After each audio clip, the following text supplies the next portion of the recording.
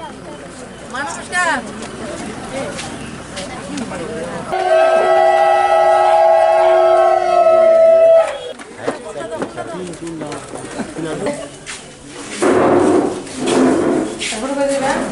প্রধানমন্ত্রী আবাস যোজনায় 2022-এর মধ্যে প্রত্যেকটা গরিবের মাথার উপরে ছাদ দেওয়ার যে মাননীয় প্রধানমন্ত্রীর স্বপ্ন, সেই স্বপ্নকে আমরা দেখছি বাস্তবায়িত হচ্ছে।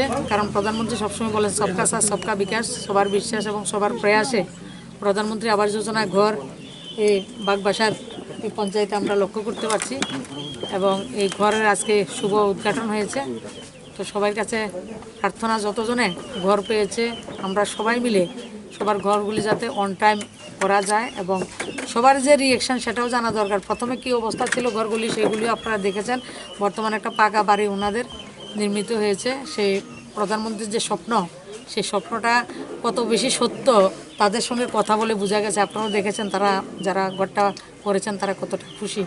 তো মাননীয় প্রধানমন্ত্রীর স্বপ্নকে আমরা সবাই মিলে বাস্তবায়িত করছি এবং প্রধানমন্ত্রী আমাদের সবাইকে ছাদ দেওয়ার জন্য যে শপথ করেছেন সেটা সম্পূর্ণ হচ্ছে।